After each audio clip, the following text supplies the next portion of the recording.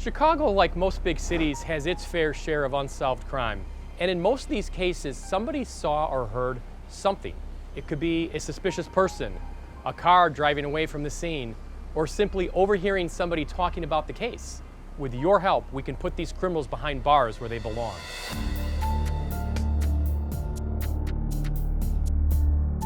Here in Chicago, we have too many unsolved murders. We need your help.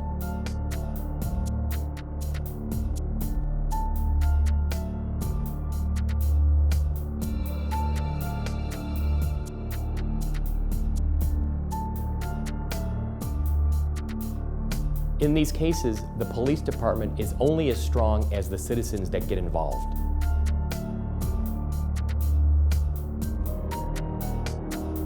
Oftentimes, all the detectives need is a tip, a start. Somebody to call in and say, I saw something. Any little information that you know can be the impetus to solve the entire case.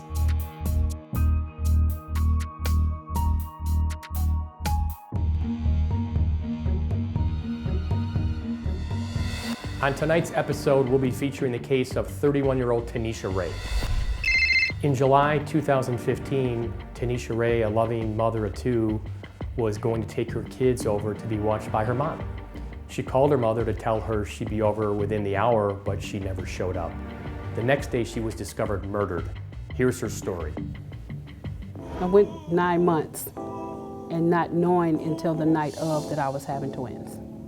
We did everything together, rode our bikes together, jump rope together, went to school together.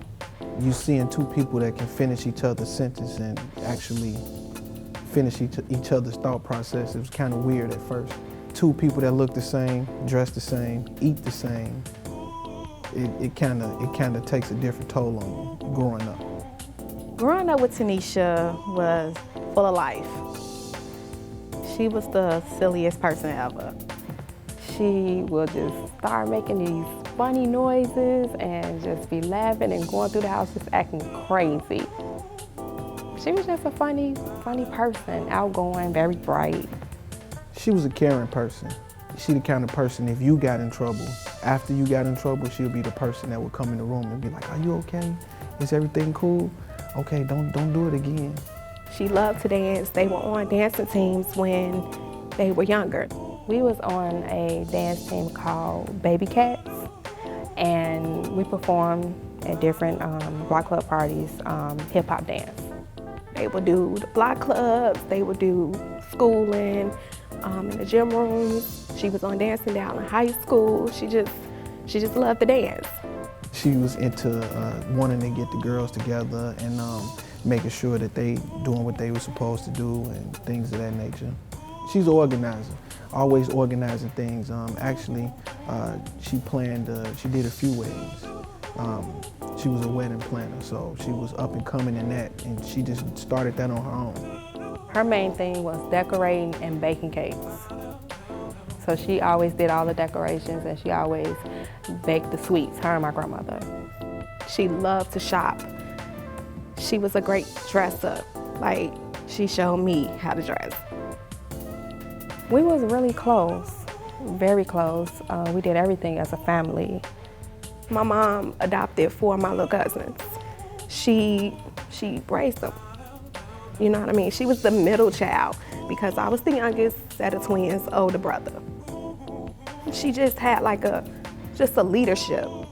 Miss Tanisha Rae attended Bogan High School, come from a very loving family, a very supportive family. She was raised on the south side of Chicago before moving into the south suburban area of Alsa. She, in turn, while over at Bogan High School, had a long-term relationship with a boyfriend of hers that yielded 2 wonderful girls. Her girls was everything. She went above and beyond for her girls.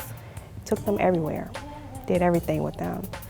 I think they were more than daughters. They were like a friend, mother-daughter bond type of thing at an early age. The mannerism that she keeps up as far as going in a direction and making sure that she finishes something.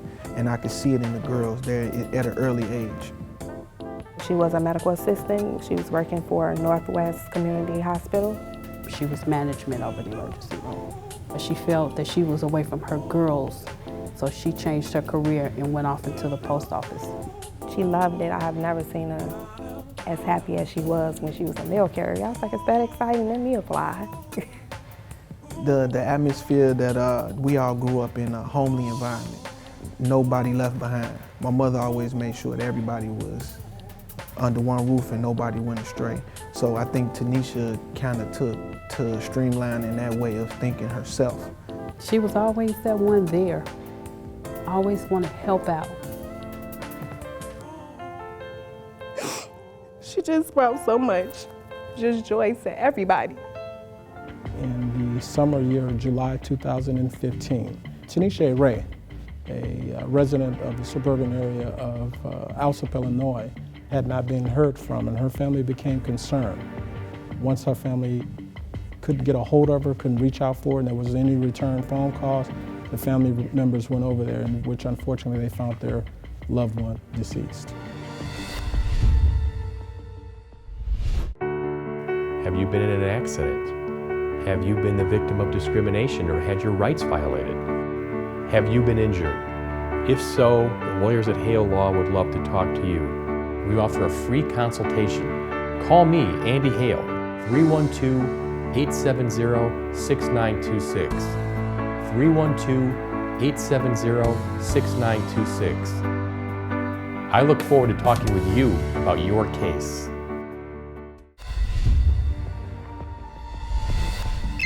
In the summer year of July 2015, Tanisha Rae, a resident of the suburban area of Alsop, Illinois, had not been heard from, and her family became concerned. It was on the 4th of July. She called me. She said, hey brother, where you at? I said, well, I'm on my way. I'll be there in like 30 minutes. By the time I made it there, they had actually left. So I ended up calling her when I made it there, like, well, I'm here now and I don't see you. And she's like, well, we had to make a run. I'll see you tomorrow and I'll call you in the morning. She came over that Wednesday and she was like, Mom, she's like, I'm gonna spend the night with you, me and the girls. And I was like, okay. She laid across my bed and she was like, you okay? And I was like, yeah. I was like, but something's wrong. You want to spend the night away from your house? And she was like, yeah, I want to spend the night with you. Something's gonna happen. I got that feeling. And then I said, Tanisha, I said, I feel something. I said, watch out. And she said, Ma, ain't nobody gonna do nothing to me. But that Sunday, she had texted me and was like, Ma, I don't have a babysitter. Can the girl stay over there? And I was like, sure. That morning, she called me and asked me if I wanted to go to breakfast. And I said, no, I'm gonna cook here at home. If you wanna come over here, you can just come over here. Later on that day, we started talking about my wedding and talked to her again about 7 o'clock that night, which was July 12th. The next text I got from her was like at 8:30 that night. And she was like, see you within an hour.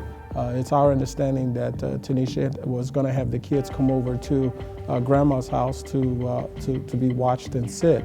Unfortunately, that never happened. I woke up around 4, and I went through the house looking to see if the girls were there, but they wasn't there.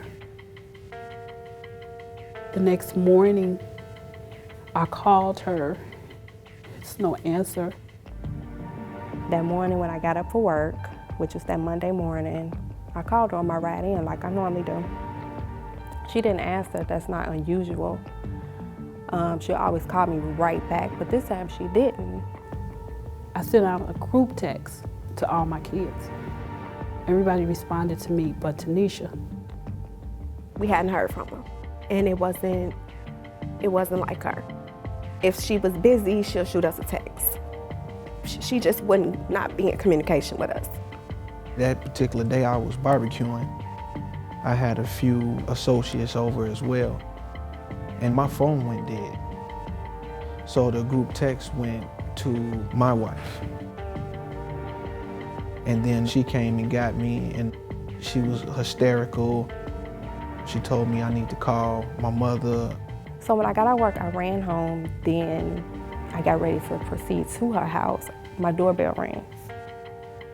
It's Anthony, the person she was seeing. And he asked me, he said, have you seen or heard from your sister? I said, no, I'm actually on my way over there now. It wasn't until later on that day, after several communications and the family attempting to get in contact with her, with Tanisha, like they do on a regular day basis for the last something odd years of her life, her calls end up not being answered. The family became concerned, another boyfriend in which she had became concerned, and everyone reached out to try to get a hold of her, but unfortunately there was never a return call back. It wasn't until the family members went over to Alsop, Illinois, in the 4300 block of West Park Lane, where they ended up finding their loved ones deceased. When they got to the apartment, the bedroom window was cracked a little bit. So he just slid it open and kind of jumped in it. He came around and opened the door for me. And we went and proceeded in the bedroom and found her in her bedroom dead. She was stabbed and beat to death. The family members immediately called the Alsop Police Department, which arrived on the scene on that particular day. They secured the scene, they secured everyone that was there. They went over to the Alsop Police Department where they continued to conduct the investigation, determine the facts in this case. I started making phone calls, and then that's when I found out what happened. Everybody in disbelief, disarray, trying to figure this out. We were trying to find out the whereabouts where the girls were at. The girls were missing. Tanisha Rae, a resident of the suburban area of Alsop, Illinois, in the summer year of July 2015, had not been heard from, and her family became concerned. Once her family couldn't get a hold of her, couldn't reach out for her, and there was any return phone calls, the family members went over there, in which unfortunately they found their loved one deceased. On that particular day, there was some concerns about where were the children. The girls were missing. That was like one of the main focuses of trying to find the girls, trying to figure out where they were. They put a bolo out for the children that was missing, along with an Amber Alert.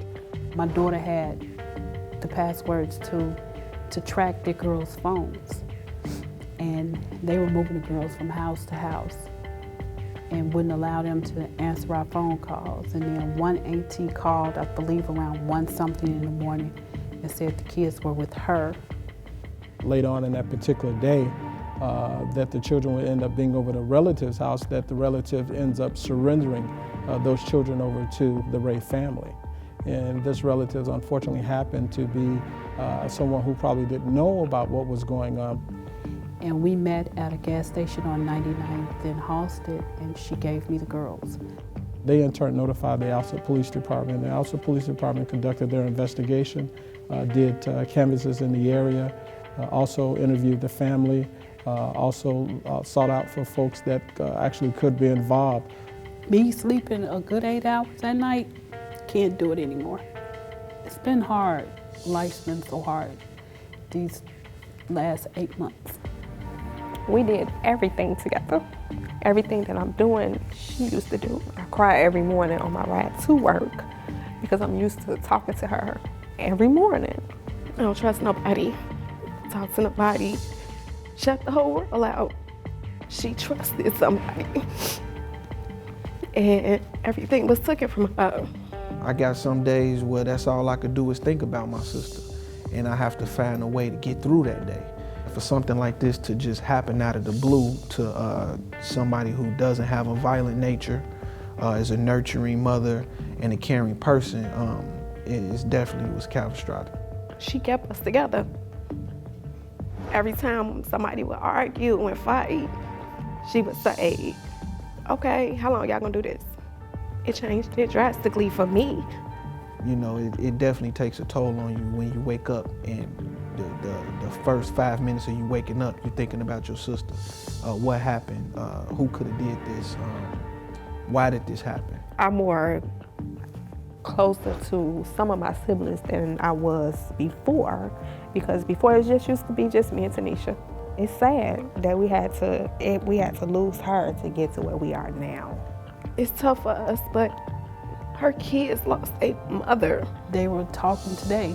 It's like, we wish we knew who killed our mama. It's gonna affect them mentally, it's gonna affect them physically, emotionally. Later on down the line, we don't know, you know what I mean, how they're gonna deal with it. The only thing we could do is be there for them and try to give them outlets. They are strong, very strong, just like she was. We try to keep them happy at this point, but they're so young.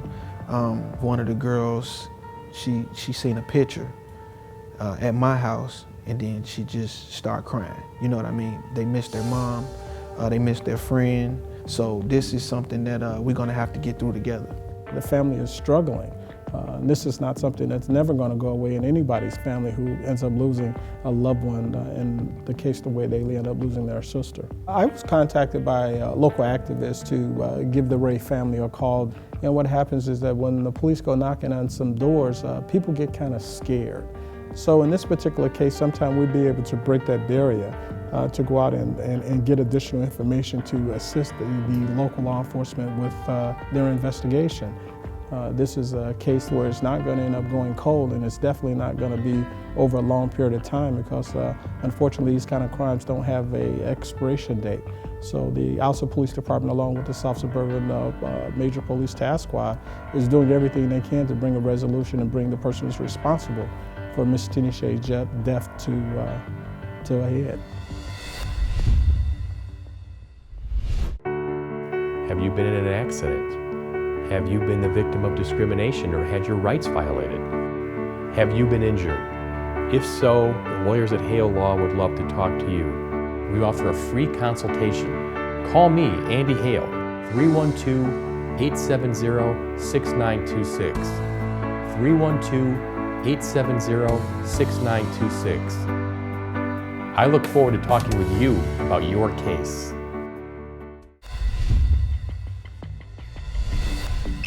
Tanisha Rae, a resident of the suburban area of Alsip, Illinois, in the summer year of July 2015, had not been heard from, and her family became concerned. Once her family couldn't get a hold of her, couldn't reach out for her, and there was any return phone calls, the family members went over there, in which unfortunately they found their loved one deceased. An individual who's capable of committing this type of violence against one individual is surely capable of committing this violence against any of his loved ones, whether it's a mother, daughter, grandmother, sister, brother, niece, dog, nephew. This is an individual who savagely did what he did or did whomever they did, and it could happen to anybody. It could happen to anybody in his or her family. If you have information on Tanisha's murder, think about it if it was your sister. You would want somebody to say something. If you know any information, call me. Or you could go, if you're scared to go to Alsa Police Station, come and talk to me. And maybe I can go over there with you and we could talk about it. I would like for them to call Alsa Police and give any information that you have. If anyone have any information, can you please come forward? My family and I would greatly appreciate it. You would not be considered a snitch. You would be helping me and my family out. Write it down, drop the piece of paper off. Mail it, send a text message, Facebook it, just get it over. I mean, she deserves to be at peace. We deserve to have peace. Bringing the word closure in these kind of cases is very hard because it's hard just to close the door because you still have the memories. You still have the things that you raised up with your loved ones. So there would never be closure. There would be what one called a moments of heart and grace that one would go through and say, I can continue to live. But at the end of the day, it would always be something that be held, not only just their heart, but over their head. So the family, again, is continuing to get past this. And it is not until the individual who's responsible for the death of Tanisha Rae is brought to justice. I can't really say what I really want to say to that person on TV. I don't really think I can, but I know he's probably having sleepless nights just like I am. You need to do what's right. you need to turn yourself in. Do this for your kids. I just want to let you know that you took a star, not only out of her family's life, but out of her kids' life. They will never be able to see their mom again. It's not the law enforcement officers and community that solve crimes. It is the people of our great city of Chicago and across this universe who are the citizens of this town and of this country who help the police department solve crimes. So that's who we're depending on, someone who may have information out there, who's holding information close, whether it's a family friend, whether it's an internal family, whether it's a girlfriend and nephew. Come forth, because we need all the information we can. So if anybody has any information, I definitely would like them to contact the Alsa Police Department. There also is a reward available for information leading up to an arrest. What's going to happen is that person's going to end up turning on you. We want that person to know that anyone that participated in the murder of Tanisha Rae, we want those people to reach out and call the Alsa Police Department. You can call them at area code 708-385-6902, extension 246 or 263. If you feel that you cannot reach out for the Alsa Police Department, you can contact me at area code 847-579-9771. All information provided will be confidential between me and the Alsa Police Department, and we're going to do everything that we can to solve the death of Tanisha Rae. I wouldn't want to put this off on my worst person, my worst enemy, for this feeling, because this feeling, it hurts. It really, truly does. You broke a family bond, and pretty soon the hands of justice will wrap their arms around you and put you where you need to be, period. The cases featured on tonight's episode remain unsolved, and we need your help. If you have any information on tonight's episode or any of the cases featured on the show, please give the detectives a call. We need our communities to come together so we can take back our streets and make our neighborhoods safe again.